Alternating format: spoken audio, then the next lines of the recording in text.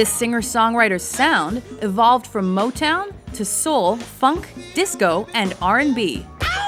Welcome to WatchMojo.com, and today we're taking a look at the life and career of Marvin Gaye. Honey, you do me wrong, but still I'm crazy about you. Marvin Pence Gaye Jr. was born on April 2, 1939, in Washington, D.C. Growing up in a religious household, he started singing in church congregations. He discovered secular music in high school and joined several rhythm and blues and doo-wop groups. His singing and piano playing eventually got him signed to Motown Records in the early 1960s. He started as a session drummer for other artists. However, his first single released under the name Marvin Gaye was Let Your Conscience Be Your Guide. This was followed by his debut called The Soulful Moods of Marvin Gaye. The album mixed his jazz interests with the label's desire for R&B recordings. In 1962, Gaye had a minor hit with Stubborn Kind of Fellow.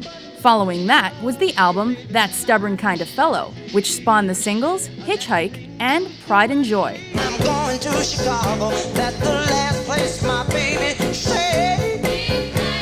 Yeah, hitchhike, and that's why you are my pride and joy.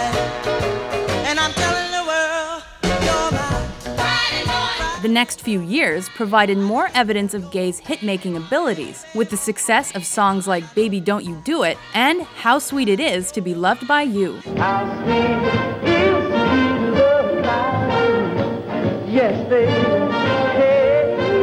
His popularity was further cemented by his first charting album, Together, which featured duets with Mary Wells. The 1966 record Moods of Marvin Gaye gave him his first #1 R&B single, I'll Be Doggone. I'd be doggone if I wouldn't work all day. Gaye then released several jazz-inspired recordings. However, they sold poorly in comparison to his later successes, such as It Takes Two with Kim Weston. His duets with Tammy Terrell were also huge hits, Ain't no mountain high enough. and included Ain't No Mountain High Enough and You're All I Need to Get By. Unfortunately, the duo's success was cut short when a brain tumor forced Terrell to stop performing. Though her illness and eventual death affected Gaye immensely, his biggest hit came during this time in 1968 with I Heard It Through the Grapevine. Don't you know I heard through the grapevine?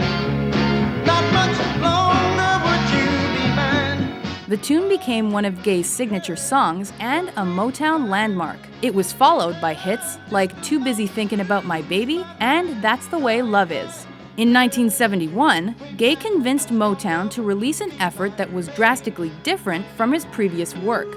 Incorporating jazz and funk, What's Going On explored social and political issues that became a trend for later soul music. The concept album generated 3 top 10 singles. The most notable of these was the title cut, which became a pop and R&B crossover sensation. Mother, mother, there's too many of you crying. The record's success allowed Gaye to gain more creative control over his music, and this resulted in albums like the soundtrack for the film Trouble Man.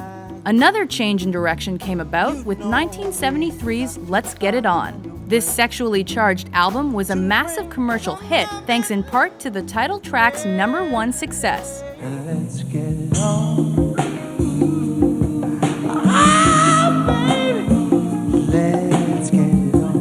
Up next was a duets album with Diana Ross entitled Diana and Marvin, as well as the record Marvin Gaye Live, which showcased Gaye's talent as a live performer. His next solo effort was 1976's disco-influenced I Want You, and that album found crossover success with the title cut.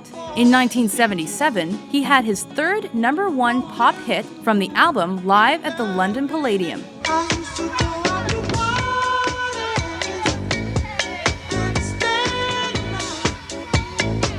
The commercially disappointing double album Here My Dear was then released in 1978.